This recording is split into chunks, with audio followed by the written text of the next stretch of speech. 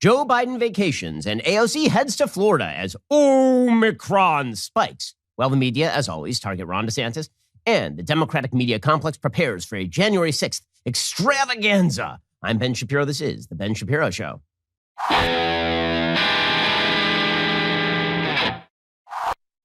The Ben Shapiro Show is sponsored by ExpressVPN. Your data is your business. Protected at expressvpn.com/Ben. We'll get to all the news in just one moment. And there's so much of it because I've been missing you guys. First, let's talk about one of the best investments you can make. It is in yourself. This is why Grand Canyon University, an affordable private Christian university, is one of the largest, fastest growing universities in the country. Located in sunny Phoenix, Arizona, GCU has not increased campus tuition since 2009. They've delivered over $290 million in scholarships to online and campus students in 2020 alone. GCU offers 275-degree programs with over 250 of those online. So if you're looking to earn your degree online with supportive counselors and faculty from around the country, or you want to go to one of the top 20 best college campuses in America where you truly feel connected to a community, find your purpose at Grand Canyon University. It's private, Christian, affordable. Visit gcu.edu/myoffer to see what scholarships you qualify for. I visited GCU. Student body is fantastic. It's a beautiful campus. And honestly, it's the new year. So it's time to resolve to get your education in order. If you're looking for a credential so you can move up in your career, GCU is a great way to do it. Visit gcu.edu/myoffer. See what scholarships you qualify for from Grand Canyon University. Alrighty. So over the break, everyone continued to panic about Omicron, but not as much as they were before. Not as much as they were before. Because here is the thing. For so many people in the United States, they've been viewing COVID as a pagan god visiting wrath upon their enemies. If you were a blue state person, then every time Florida had a spike, you pointed at Florida. You said, those guys, they're bad because they voted for Ron DeSantis. And that is why there's a big spike in Florida. And every time California looked over at Texas and there was a spike in Texas, those people are evil. And that's why this is happening. Well, there's only one problem. Now, Omicron has come, and Omicron is going to be gotten by everyone. Everyone's going to get Omicron. We're all getting it. I've been saying this since it broke. It is 140 times as transmissible as the original variant. It is 70 times as transmissible as Delta. Now, the really, really good news is it is also about 20% as deadly as Delta, which means that it is about as deadly as Delta would be after you were vaccinated for Delta. So you unvaccinated with Omicron, you have about the same odds as you would be vaccinated with Delta. Right? That's the South African stats, which means that, that's not all that scary. Like, it really is not. And a bunch of people in the blue states who are starting to get Omicron, despite having done all the things that their great scientific authorities told them to do, they now have a challenge because they can either look at their worldview and realize that COVID was not a pagan god. COVID is, in fact, just a disease, and it has certain vectors, and you can do certain things to mitigate against the risks of the disease, like getting vaccinated if you are unhealthy or if you are elderly, or if you are in a very crowded area. Theoretically, you could be wearing an N95 mask, although not quite as effective against Omicron as it was against prior variants, right? But that's pretty much all you can do. And also, even if you get vaccinated, you're probably going to get Omicron. Instead of seeing the virus as just a challenge in life against which you have to make certain risk-reward calculations, the left started to see it as this pagan god. Well, once Omicron came, we are back to basic risk-reward calculations because you're getting punished whether you did the right thing or the wrong thing, whether you got vaxxed or unvaxxed, whether you are living in New York or living in Florida. There is a spike where you live because Omicron is really transmissible. And so this challenges the worldview. So you have two choices. Choice number one is to suddenly discover all the things that some of us have been saying for well over a year and realize that you have to live with a certain level of risk in your life. Or possibility two is you have to crack down even harder. If only we had shown more fealty to the health authorities. If only we listened more to Dr. Fauci. If only we worshiped more at the altar of Joe Biden, then perhaps Omicron would spare us. And you can see this bifurcation happening on the left. It's really fascinating. So I want to begin with just a couple of brief stats because I know that stats are verboten, where many on the militant COVID lockdown left come from. Okay, here are the current deaths in California. Okay, they're averaging about 65 deaths a day in California. Okay, as you see, this number is actually lower than it was back in September. This despite the fact that the case count in California has indeed been going up. That is not a surprise because, again, Omicron is not nearly as deadly as Delta, right? That's the case count. The case count is going to, on a daily basis, it will be the highest it has ever been in California in very short order.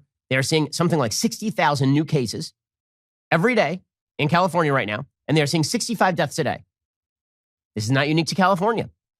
If we take a look at some of the other states, you will see that this is the consistent pattern. And by the way, it's the consistent pattern at every place on earth. Here are the deaths in New York. Hey, are you noticing something about the deaths in New York? That's correct. There's been no significant increase in the number of deaths in New York. 7-day running average, 33 in New York. Here is what the case chart looks like.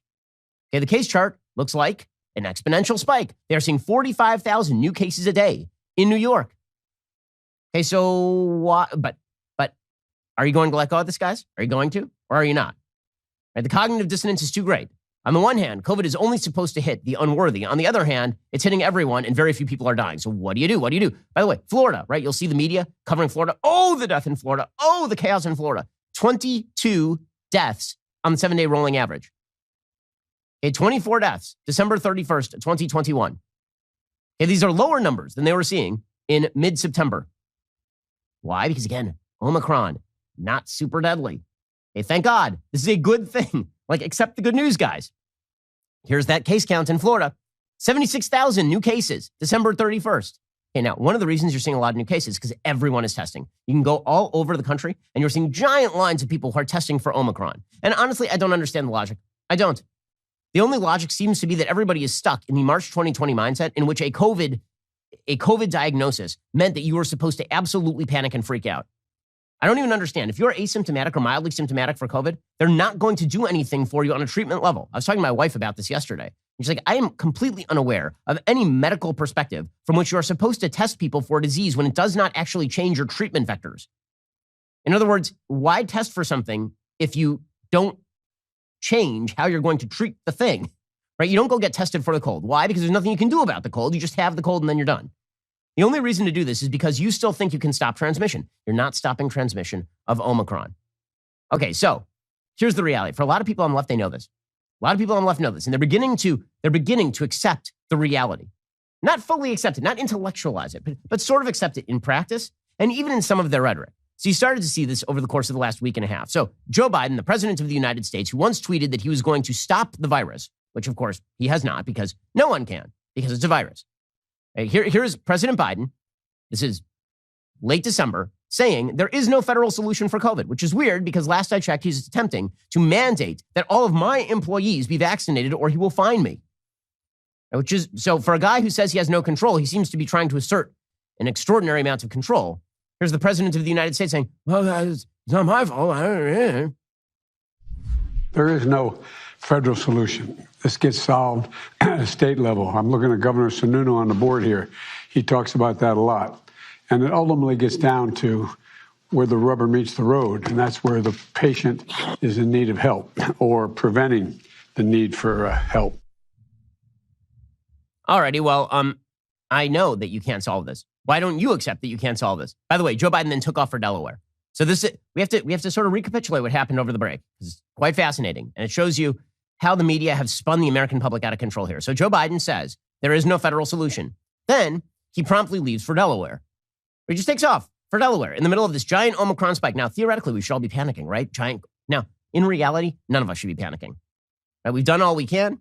There are measures you can take if you wish to protect yourself. That's about it. There's Joe Biden just walking away. Catch you later. See you in Delaware, Bob. Bye. So he just walks away.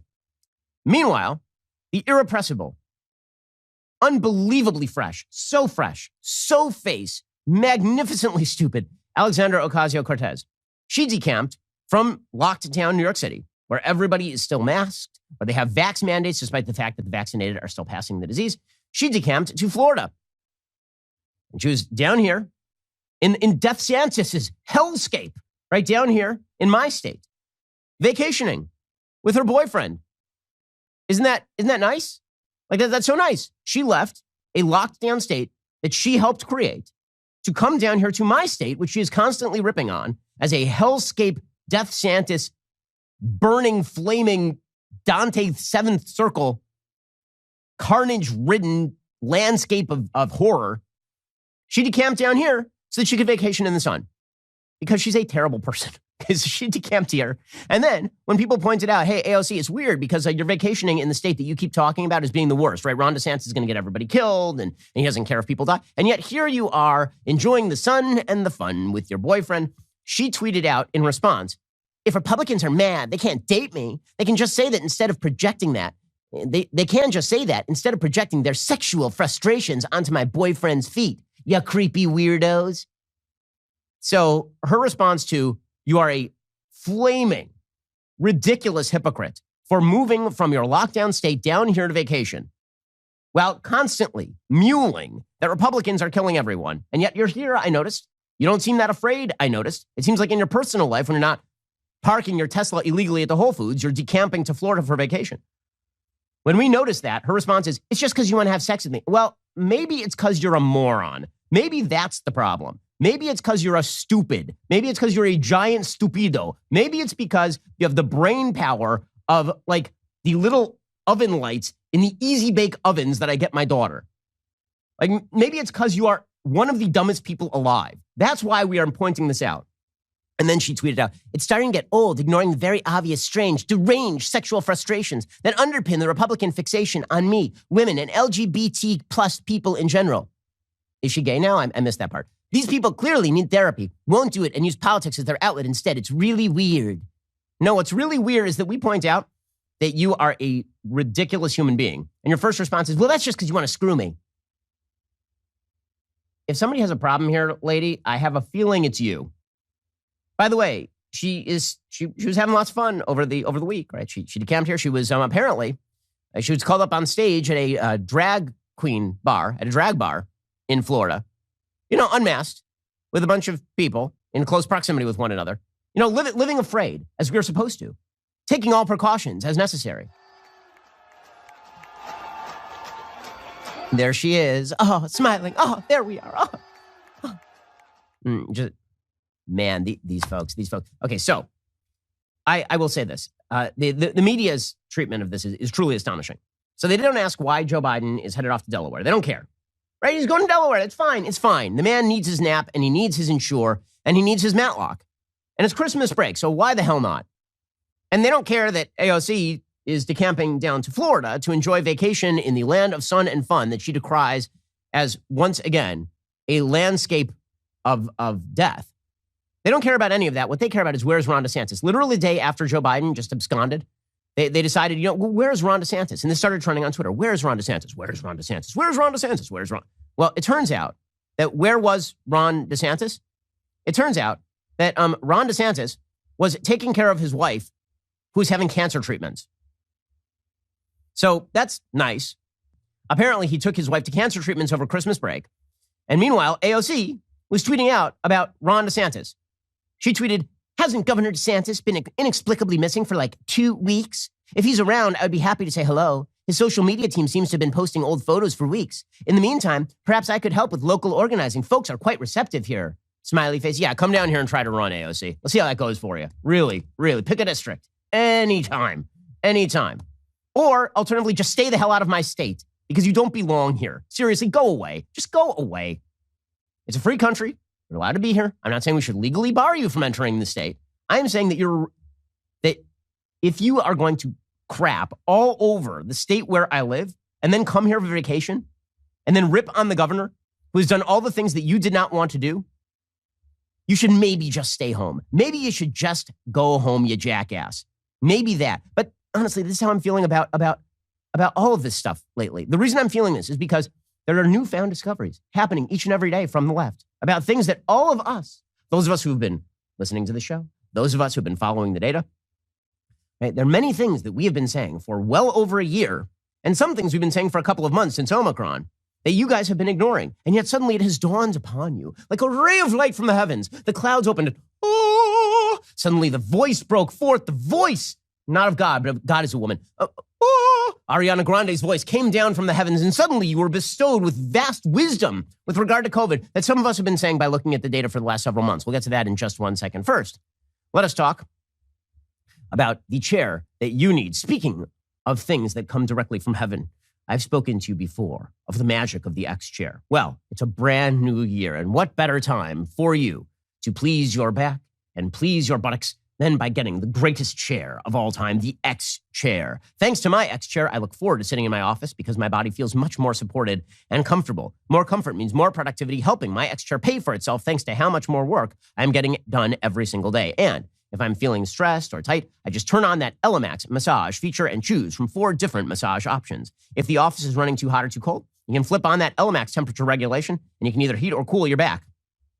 Once you feel the customized support of X-Chair's patented dynamic variable lumbar support, your back will never be happy in any other chair again. Take my advice. Try X-Chair for yourself, risk-free, for 30 days. Once you realize how much better your chair should be, you will never go back. I promise. Go to xchairshapiro.com right now. That's the letter X, chair, SHAPIRO.com, or call 1-844-4XChair for $100 off your order. X-Chair has a 30-day guarantee of complete comfort. You can finance your purchase for as little as $30 a month. xchairshapiro.com. All right, so as I say, I'm noticing that the Democrats are sort of acting like Republicans now, but they're not speaking like Republicans, or if they do, they're pretending that it's brand new info. Breaking news. Beep, beep, beep, beep, beep, beep. It wasn't that the Republicans were right all along. It wasn't that commentators who follow the data have been right all along. It's that there's new information, and this new information changes everything.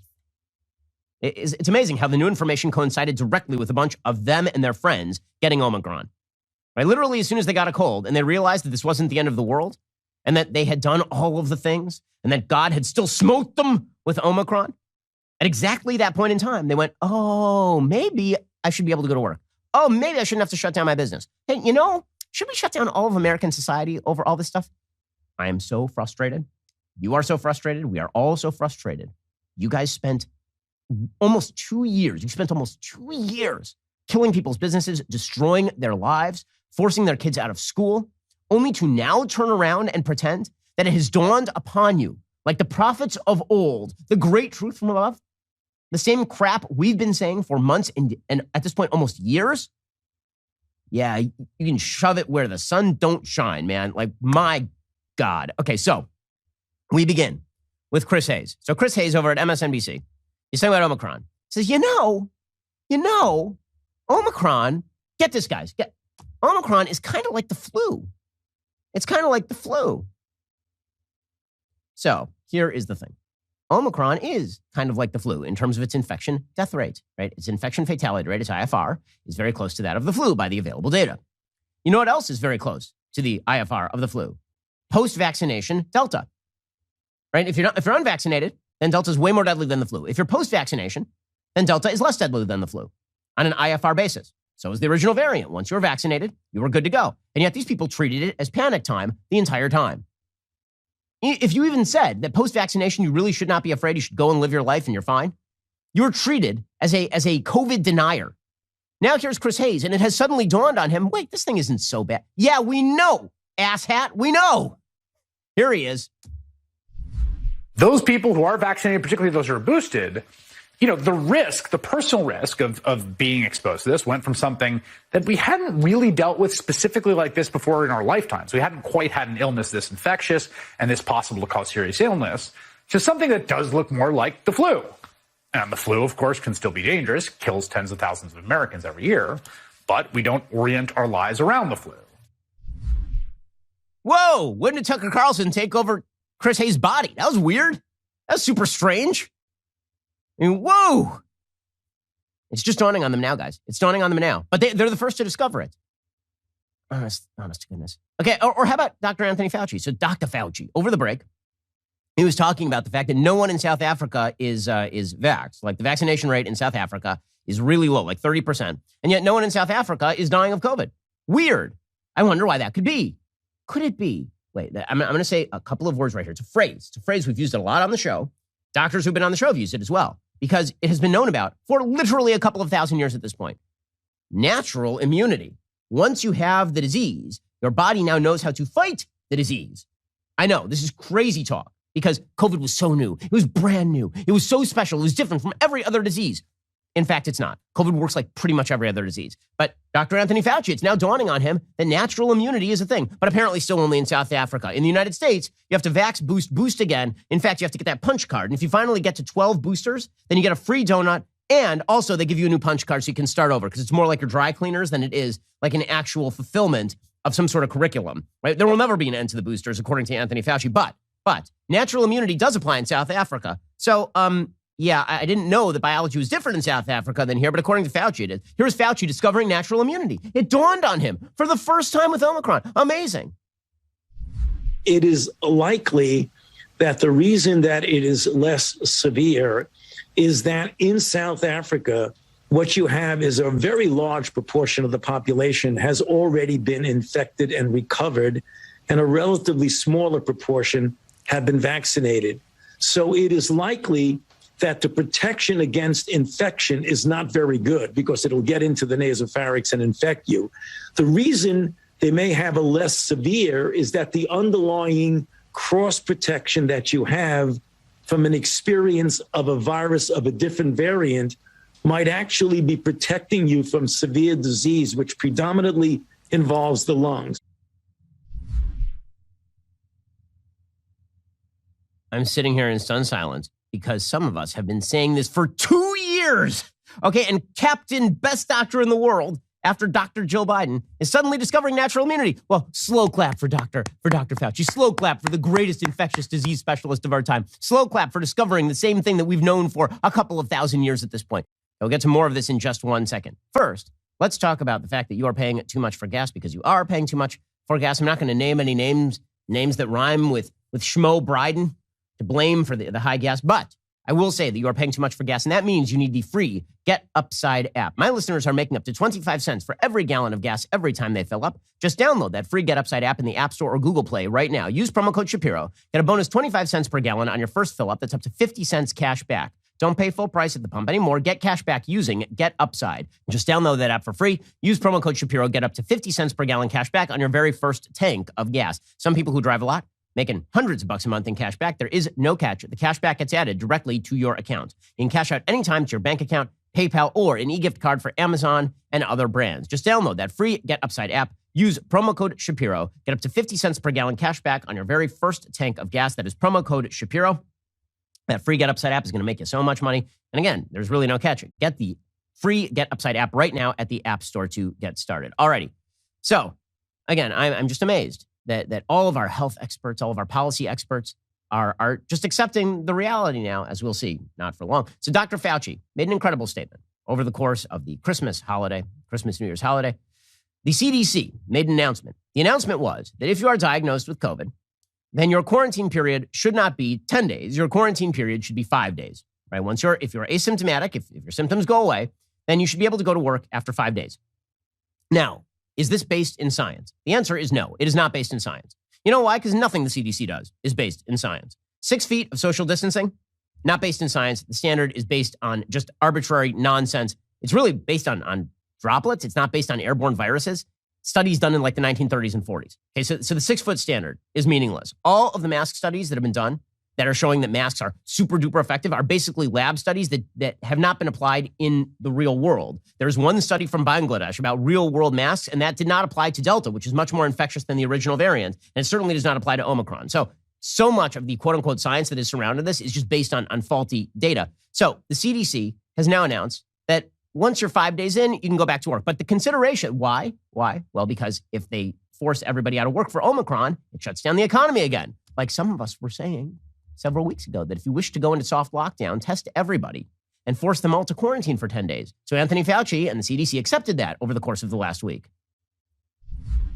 The reason is that now that we have such an overwhelming volume of cases coming in, many of which are without symptoms, there's the danger that this is going to have a really negative impact on our ability to really get society to function properly. You're hearing reports from cities throughout the country of substantial percentages of firefighters, policemen, people with critical jobs who are infected and required to stay home in isolation for 10 days. So the CDC made a decision to balance what's good for public health at the same time as keeping the society running.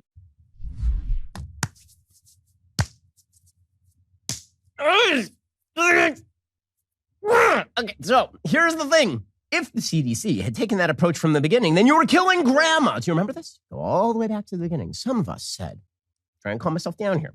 Some of us said at the beginning, there are a bunch of competing priorities here. One is protecting the people who are most vulnerable. The other is making sure we don't shut down the economy, destroy hundreds of thousands of small businesses, and wreck millions of lives. And if you mentioned that, you were ready to kill grandma. It was all about murdering grandma.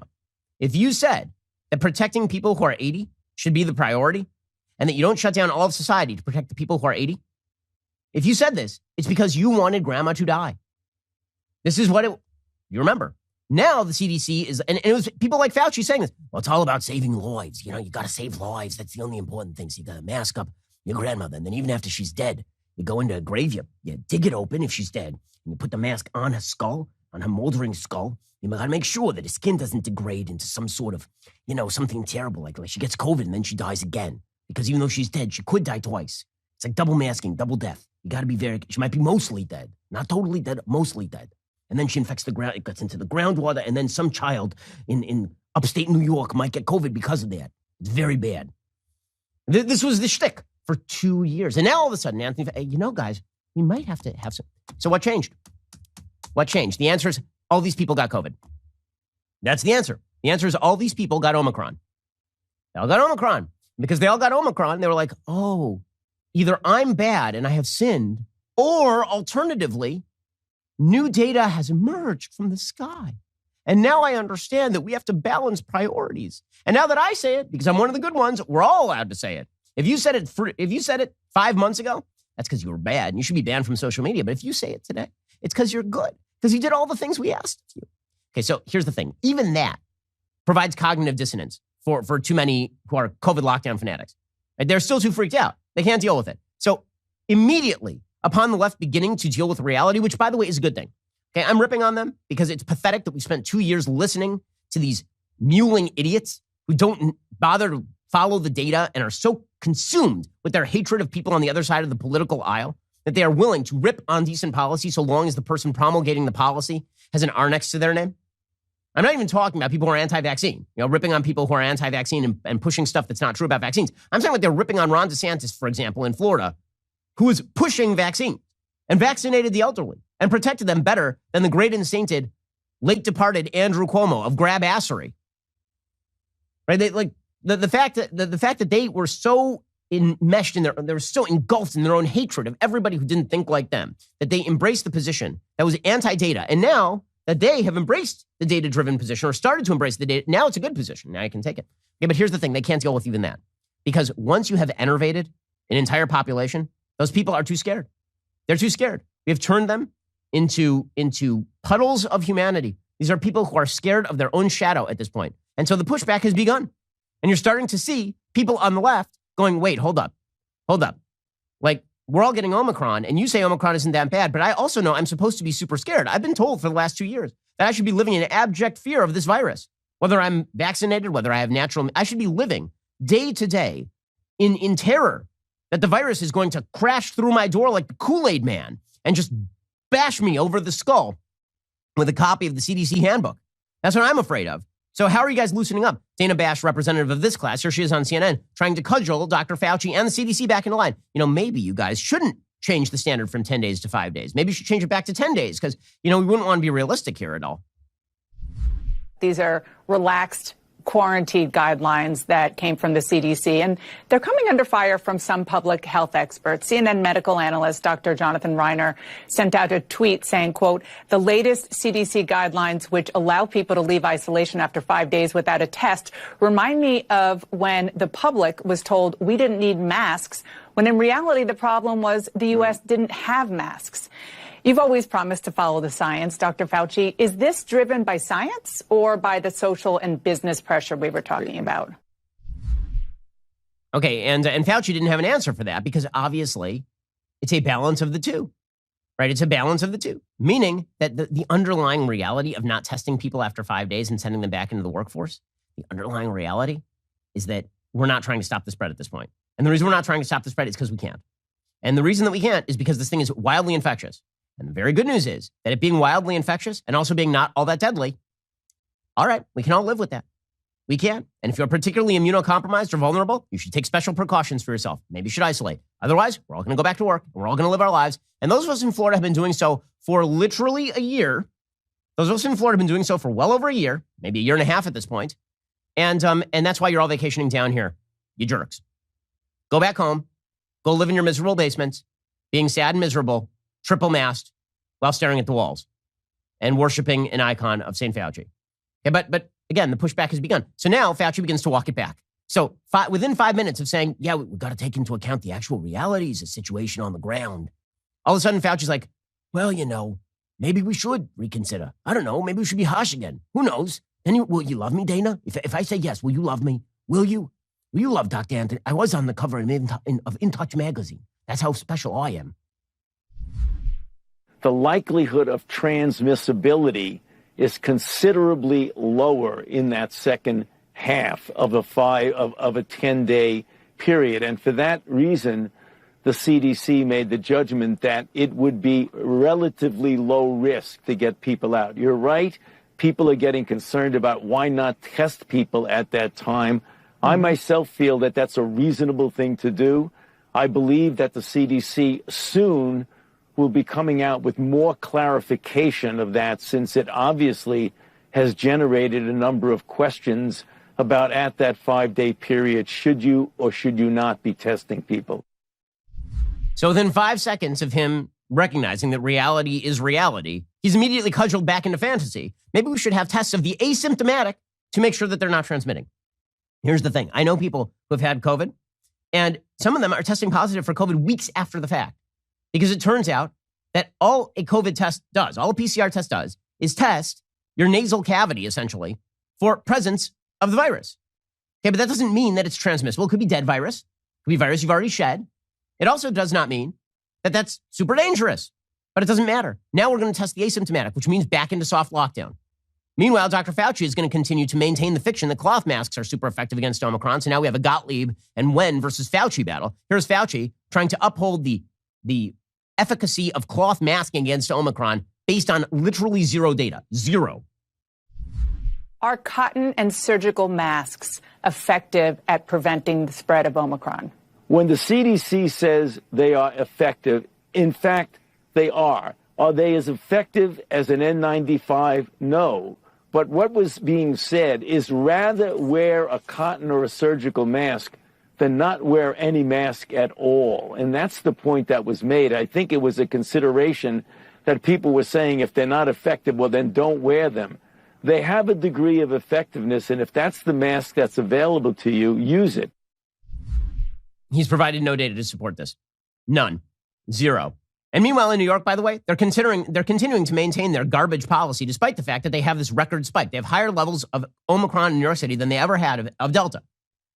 I mean, they're getting like 40,000 cases a day in New York City. And Bill de Blasio, on his way out, announced these vax mandates that every business in New York was going to need to mandate that all of its employees were vaxxed. Now, I know a bunch of business owners in New York, they're just going to relocate because half their employees are not vaxxed. Half their employees have natural immunity. There's no exception for natural immunity, by the way. According to the New York Times, the spike has caused crippling shortages of workers that have forced restaurants to close, subway lines to shut down, Broadway theaters to shutter. Concerns about the virus even caused the Westminster Kennel Club to postpone its January show. The test positivity rate is above 20% in New York City. So what did Eric Adams, the incoming mayor of New York, the great savior of New York, do? What did he do? He immediately doubled down and said that he's going to maintain de Blasio's vax mandate in the city of New York. Well, we welcome all the actual productive tax-paying citizens of New York down to Florida. Please vote like you didn't while you were in New York, because this is what you could decide to embrace. So the Democrats are stuck between a rock and a hard place. They really are. You got Ron Klain retweeting Chris Hayes saying that Omicron is basically no worse than the flu.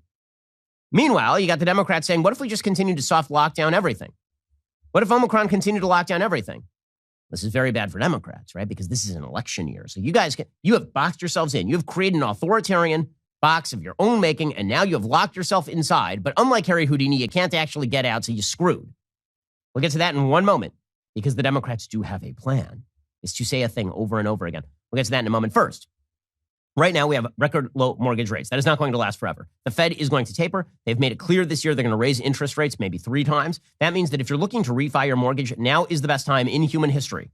Every day that passes, you know what's going to happen. We're at risk of seeing higher rates. It will cost you money. Please find out what your options are with my friends at American Financing. You can get a free mortgage review, no obligation whatsoever, by calling our friends at American Financing. You're likely to save hundreds, if not $1,000 a month, and tens of thousands long term. You can choose any loan term 10 years and over, so you're not wasting money on interest. A refi really can save you a lot of money, but you've got to call before the rates get higher. 866-721-3300. That's 866-721-3300. 3300, or visit AmericanFinancing.net, NMLS 182334, NMLSConsumerAccess.org. Again, that's AmericanFinancing.net, 866-721-3300. That is 866-721-3300, or visit AmericanFinancing.net. That is AmericanFinancing.net, NMLS 182334, NMLSConsumerAccess.org. Refi your mortgage today and save yourself some money. All righty, we'll get to more in just 1 second. First, folks, I have a big announcement for you. It's something I'm super excited about. So I know a lot of you are making New Year's resolutions this year.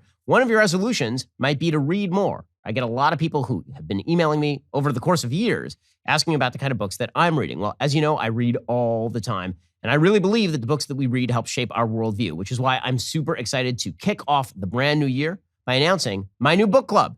Once a month, I'm going to be recommending a book. It has cultural significance, not just new books or political books, classic books as well, some of which the left have chased out of classrooms. These are the key pillars in the foundation of Western society. Become a better you by reading the books that should be on everybody's list and read them along with me. When you join the book club, you'll get access to my personal notes and analysis of the book. Then, on the third Thursday of each month, I will join Daily Wire members online for an in-depth lecture and discussion of every book. Don't let this year go by without investing in yourself. 12 books a year, a book a month. Go to thirdthursdaybookclub.com. We will send you this month's book recommendation and some of the materials you'll need to participate in the members-only discussion on Thursday, January 20th. That's thirdthursdaybookclub.com. I can't wait to share my passion for reading with you. Also, Do Not Comply has taken on an entirely new meaning for the Daily Wire this week. This Friday, the Supreme Court convenes to hear arguments on the legality and constitutionality of Joe Biden's federal vaccine mandate. That means this week will be pivotal in our fight against the Biden administration's authoritarian vax mandate. We have over 1 million signatures on our Do Not Comply petition. We really appreciate that. We would love to see that number increase dramatically before Friday. When you sign the petition at dailywire.com/do-not-comply, you do help us send the message that the American people will not comply. Head on over to dailywire.com/do-not-comply right now. We're counting on you to help us put a stop to the disgusting, tyrannical federal overreach that we are currently seeing. You're listening to the largest, fastest growing conservative podcast and radio show in the nation.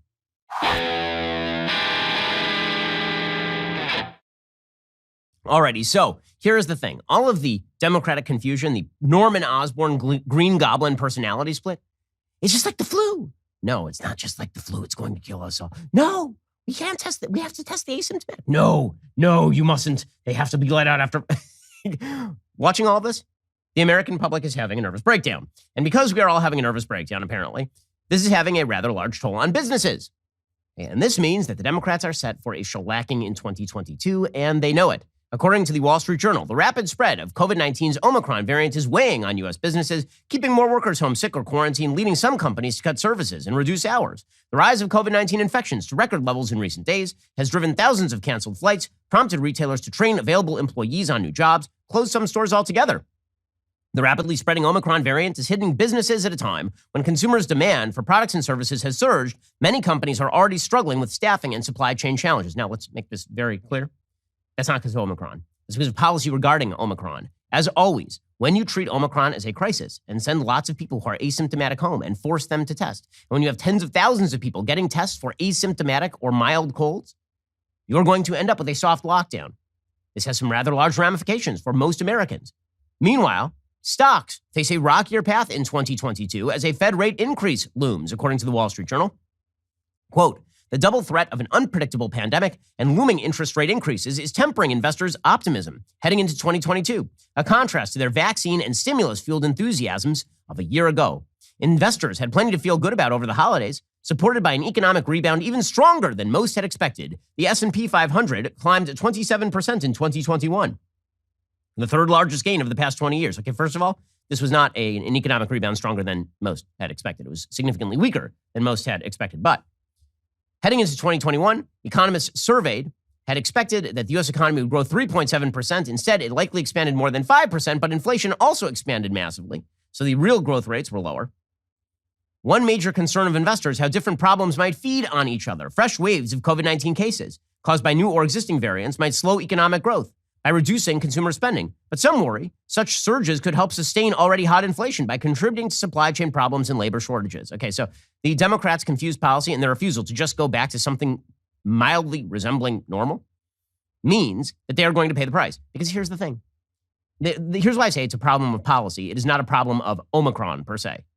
Okay, because if you actually look at the states in the United States that, for example, did not engage in the stupidity of randomly lengthening the period of unemployment benefits ad infinitum, those states did fine in terms of job recovery.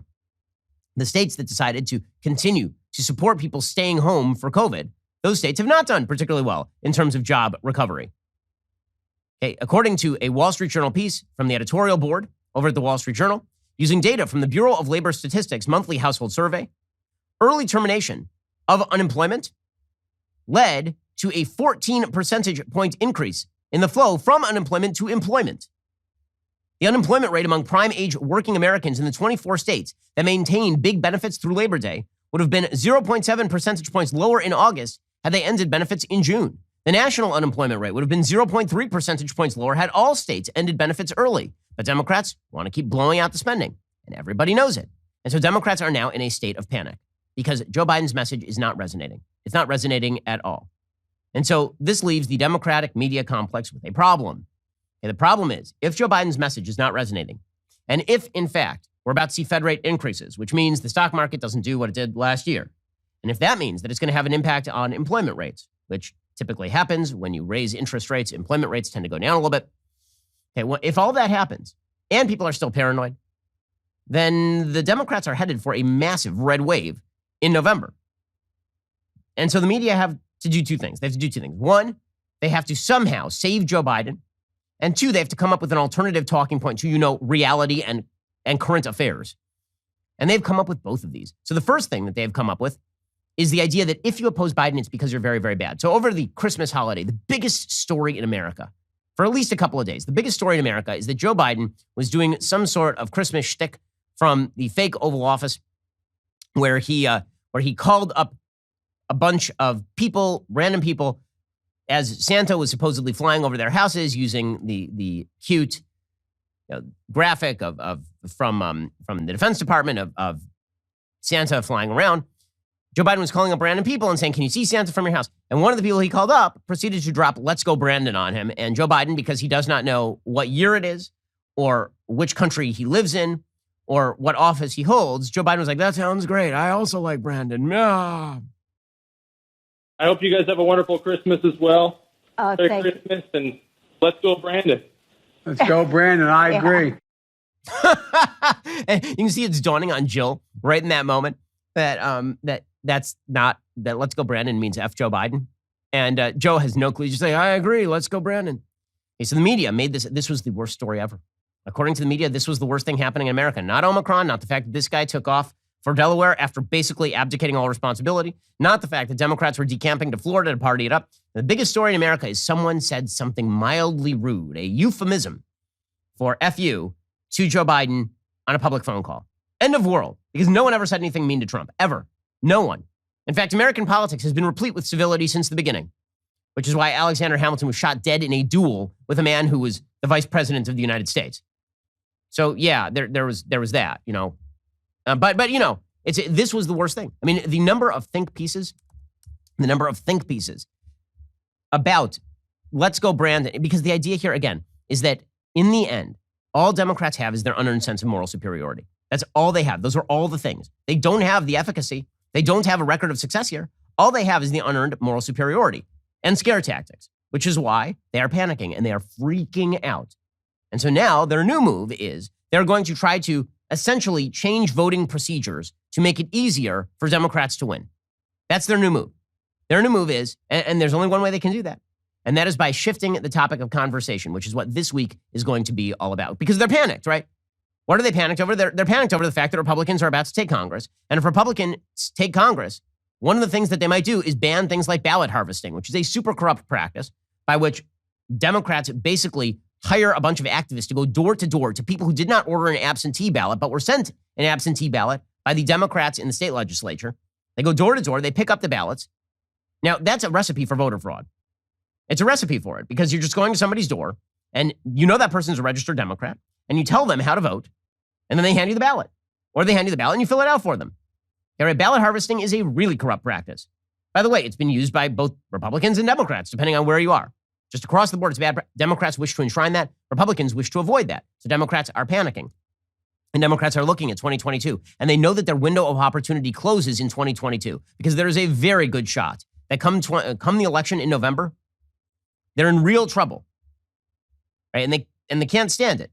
They know a bad year is coming. I think, by the way, you know who knows more than anybody else that a bad year is coming is Don Lemon from CNN. So Don Lemon, he knows a bad year is coming. So he was ripping on his haters, Don Lemon, the worst anchor in American news. Here he was on New Year's Eve, drunk as a skunk. The most trusted name in news. Here we go. I don't give a what you think about me. What do you think about? I don't care. I'm a grown-ass man. I don't care what you think about me. I'm alive. I am who I am. I'm a grown, successful black man who a lot of people hate because then I used to people seeing me, people like me in a position that I am to be able to share my point of view on television. It freaks people out. And you know what? You can kiss my behind. I do not care. I don't care. Yeah, he doesn't care. And you know what? His lack of care, the media's lack of care, the Democrats' lack of care, it means they're about to get a whooping come November. That election is going to be fun to watch as a conservative. It's going to be very, very, or is it just a reasonable person? I think it could be very fun to watch. So Democrats have to, in short order, Democrats must come up with an alternative. So here's the alternative Democrats have come up with. Are you ready for it? You ready? Here we go. It is, wait for it, January 6th. That's the alternative. January 6th. If the Democrats just say January 6th over and over, like Beetlejuice into the mirror, it will suddenly appear. And then if January 6th appears, then all will be made right with the world because you will remember that Donald Trump is a bad man. And even though Donald Trump isn't on the ballot and isn't running for office this year, and even though you are much more concerned over whether your real wages decreased over the course of the last year, and even though you're much more worried about whether your business is still going to be open this year or whether you're allowed to send your kid to school or they're going to mask up your 4-year-old, even though you're worried about those things, what you really should be laser focused on is the fact that some idiots and droogs went into the Capitol building on January 6th, were quickly expelled by the police within a couple of hours, and then Joe Biden was certified as the election winner. That's what you're supposed to remember. Huge. Vastly important. And the media and Democrats, they are always on message. The propagandistic media is an incredible thing. So CNN is doing an entire Capitol celebration of January 6th, a commemoration. And it really is a celebration because they're so happy this thing happened. They are so happy that the Capitol building was invaded. They're so happy about that. The reason they're so happy about that is because they get to talk about it and try to proclaim that no matter how bad Democrats are at governing, at least they're not in league with weird Wagnerian helmet guy. At least they're not in league with barbarian droog, bare-chested in the Capitol rotunda guy. Right? This is their final pitch. So according to CNN, several lawmakers and members of the law enforcement community tasked with protecting the U.S. Capitol will mark the 1-year anniversary of the deadly insurrection there next month during a live event hosted by CNN, the network announced Thursday. So first of all, the deadly insurrection, let's just make clear. First of all, calling it an insurrection is a bit of an overstatement because typically when you talk about an insurrection, you're talking about a military attack on an installation, not a bunch of idiots walking in unarmed and selfieing themselves while they're in the building. That does not mean there weren't people attacking cops. There were people attacking cops. There were some cops that were injured. The thing that made it deadly, by the way, the only person who was actually killed during that entire debacle was Ashley Babbitt, who was one of the rioters. And she was shot to death. All the other officers who died that day or in the surrounding days, there's no evidence that they died because of January 6th. That is not to downplay what January 6th was. I think it was an awful image for the United States. I thought it was a terrible image for the rest of the world. I thought it was ugly. I thought it was stupid. I thought it had nothing to do with reality. I thought it was propagated by, I thought that the people who were there were operating under assumptions that were untrue, propagated by the president of the United, like all of that that does not make it a deadly insurrection, right? But that's how CNN is going to cover it. Okay, so they're not covering the 1-year anniversary. They didn't cover it last summer, the 1-year anniversary of the Black Lives Matter riots that caused $5 billion in uninsured property damage and ended with the deaths of, I believe, a couple of dozen people. But they are going to have a full-on inauguration-style coverage of the 1-year anniversary of a few hundred people breaking the windows at the Capitol building and then being expelled by the Capitol Police who got there late. Live from the Capitol, January 6th, 1 year later, will air on January 6th, 2022, exactly 1 year after the riot, quote, honoring the heroes who protected our democracy in the face of an insurrection, according to a release. Okay, so I look forward to the interview with Vice President Mike Pence and Senate Majority Leader Mitch McConnell, both of whom were in charge of the actual certification of the election. The 2-hour conversation will feature Nancy Pelosi, as well as Democratic Representatives Lisa Blunt, Rochester of Delaware, Jason Crow of Colorado, Veronica Escobar of Texas, Ruben Gallego of Arizona, Dan Kildee of Michigan, and Susan Wild of Pennsylvania. Wow. Sounds riveting. Riveting stuff. Now, again, the real reason that the Democrats are doing this is made clear by Politico today. Right? They have to drive the panic. The panic is that we are on the verge of the overturn of democracy here in the United States. Democracy is on its last legs. Now, here is the thing. There was no institutional support for the people who went in the Capitol. They are all going to jail. Many of them have already been sentenced. Many of them are still sitting in jail awaiting trial. And there was no major corporate media support for this. None. This notion that there were like a bunch of people on TV cheering it on, find them. Where are they?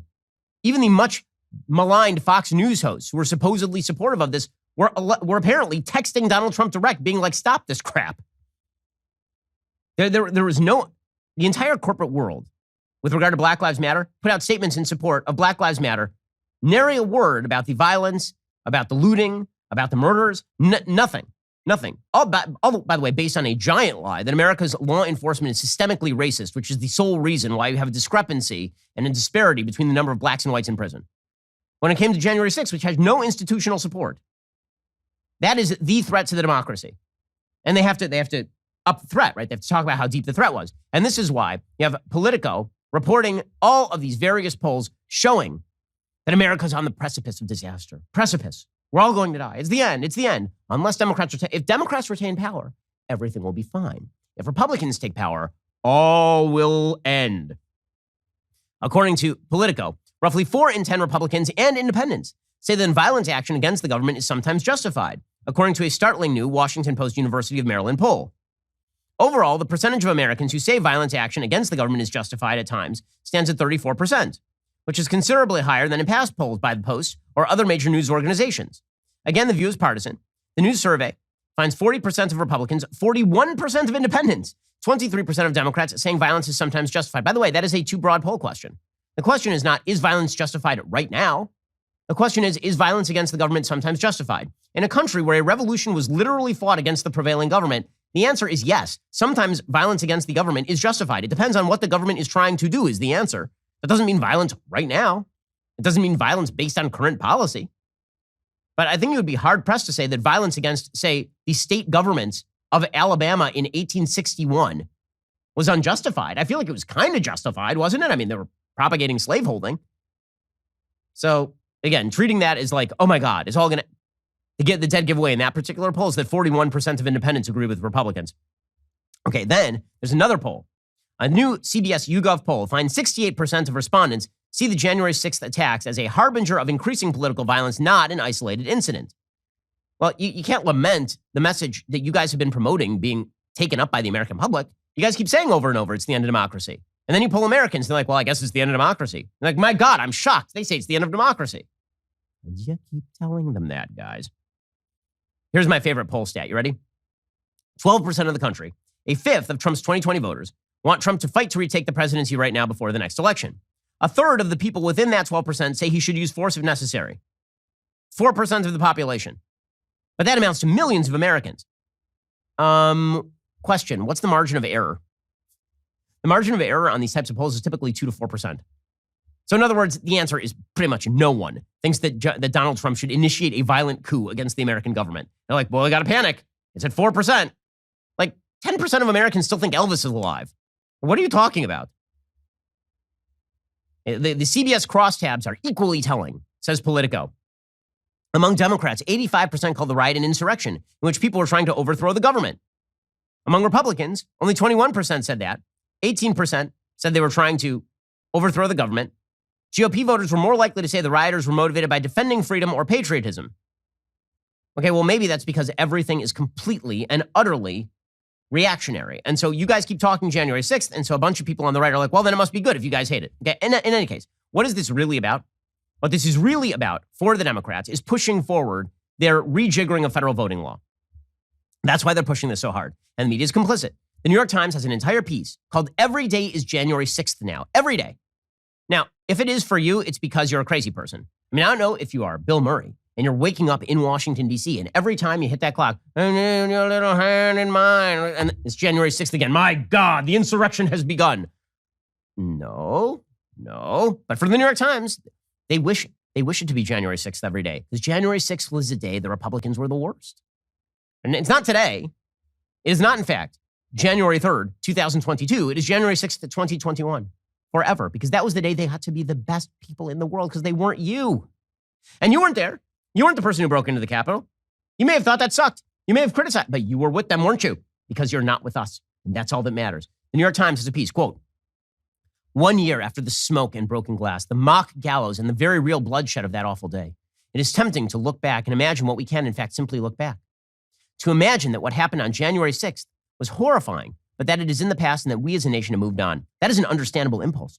After 4 years of chaos, cruelty, and incompetence, culminating in a pandemic and the once unthinkable trauma of January 6th, most Americans were desperate for some peace and quiet. I love that sentence, that it culminated in a pandemic, right? It's Trump's fault, the pandemic. 4 years of chaos and cruelty and incompetence. That was the worst administration. I mean, sure, we had a booming economy, and sure, we didn't engage in any foreign wars, but it was Trump did tweet some mean crap. Says the New York Times, on the surface, we've achieved peace and quiet. Really? I feel like people are kind of unhappy. The president has a 41% approval rating.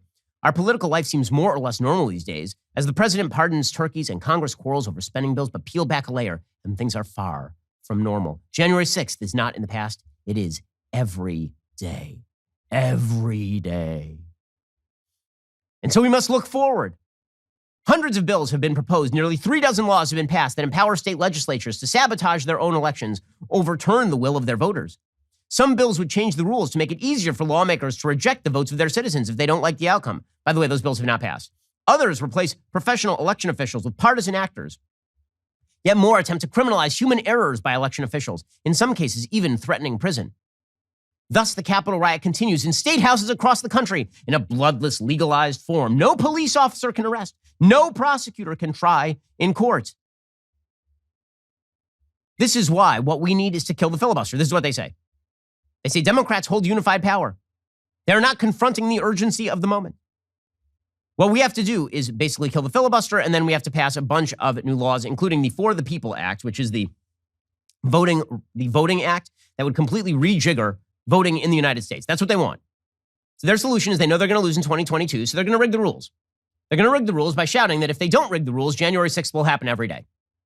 Right? This is their shtick. For example, Benny Thompson, who's the January 6th chairman representative, he says that January 6th could happen again. He's deeply worried January 6th could happen again. Interesting. Okay, because I have noticed that some Democrats have denied election results in the past, but apparently this is the only day that has ever happened is January. Just like the world began turning the day that Donald Trump was elected, it apparently ceased turning on January 6th. It's amazing. Donald Trump is the center of these people's universe, and now he's not there, so I guess he's just a black hole at the center of their universe. Here we go. Are you worried that an attack on our democracy, like we're seeing right there with our own two eyes on January 6th last year, could happen again going forward? Yes, I am. I committed to it, the Capitol. We saw all those points and some others that's not in that video that really causes us significant concern that unless we get it right, given the attitude of what's occurring in this country now, it could happen again. Okay, so what's their solution? Their solution, of course, is rig the voting procedures. And this is their actual solution, just like they did in Pennsylvania, right? They avoided the Pennsylvania state constitution and simply crammed down the everybody gets to vote absentee. We have to have drop boxes everywhere, ballot harvesting up the wazoo. This is what they wish to do federally. And the way that they're going to gin up support for this is by claiming that if they don't do this, every election will be, you have to let us steal the next election so that you don't steal the election. If we steal it, you can't steal it. Right? That is the logic here. So this is why CNN is hosting retired General Stephen Anderson saying that the military might facilitate a 2024 threat from within. And this is alarmist bullcrap. It's just not true. There's a threat within. We've got some people that just haven't been educated. They haven't been found out, and they've grown in power through perhaps inaction on the parts of some of our key leaders. And we need to do what we can do now to identify those people, get them out of our ranks, and train the rest of the force on Civics 101 about how our country is supposed to work, how elections work. Stop listening to the pillow guy and start learning about our country and how it's actually supposed to run. It's a threat within the military. It's a threat that's coming directly from... Okay, so again, if you ramp up the alarmism, what do you get? You get to do all the things that you wanted to do, which is really what it's about. As Politico reports today, quote, "It's going to be an emotional week for a lot of people on Capitol Hill. With the one-year anniversary of the January 6th Capitol siege Thursday, Congress is planning an array of memorials and speeches to commemorate one of the darkest days in American history." Okay, it was a very dark day in American history. It was not, in fact, one of the top 5 to 10 darkest days in American history. The reason that I say that is because we've had some pretty dark days. We've had presidents who have been assassinated. John F. Kennedy had his head blown off in public. We've had the Senate building was bombed in the 1970s. We had a giant civil war in this country. We had a century of Jim Crow. Like, this one is not at the top of the list. But if you exaggerate the threat, you get to do what you want to do. Democrats are hoping Thursday will be more than just a day of remembrance. In the Senate, we hear from well-positioned sources there's a desire to take the opportunity to supercharge the party's long-stalled voting rights legislation, possibly even using the anniversary to try to get Senators Kyrsten Sinema and Joe Manchin to go nuclear on the filibuster or embrace rules changes. Senate Majority Leader Chuck Schumer is expected to lay out a plan today that will bring the party's push to nationalize voting rights protections to the floor in the coming days. All week, Democrats will argue that a flurry of voting restrictions that have passed in GOP-controlled states over the last year are a direct result of the January 6th riots and the big lie promulgated by former President Donald Trump, and that democracy is still very much on the line. So we have to kill the filibuster, and then we have to cram through a bill that's not only going to allow, it's going to mandate that states allow ballot harvesting across the spectrum, for example, and that absentee ballots are just sent directly to your house, regardless of whether you requested one or not, and that the time of voting be expanded dramatically, even though we really all should be voting on Election Day. This is required. You have to let us change all the rules about voting so that you don't steal democracy. You have to, guys, to save democracy, because a bunch of people went into the Capitol building and tried to beat police officers and now will go to jail or are already in jail. Because that happened, you have to let us kill the filibuster in the Senate, overhaul America's voting procedures, and federalize everything. That's how to save democracy. If you allow us to kill democracy, it will 100% save democracy. This is what they are talking about right now. Some Democrats think an argument pegged to January 6th could win over Sinema and Manchin, the party's two major holdouts against making an end run around the filibuster. Schumer has signaled that when the bill goes down, he will open a debate about changing Senate rules to enable passage of voting measures without the chamber's 60-vote threshold. That debate could push into next week as the party puts the squeeze on Sinema and Manchin. Will this work? Probably not. It probably won't work. But at the very least, they will have shifted the conversation with the help of the entire Democrat media complex. That's their hope. Here's the thing. It ain't going to work. Democrats are headed for a very, very bad 2022. The ones who know it. And no matter how much they try to misdirect over to January 6th, it turns out January 6th happened a full year ago and no one's going to care. More people are going to be worried about their pocketbook than they're going to be worried about the people who decided to invade the Capitol building January 6th, 2021, when we hit November 2022.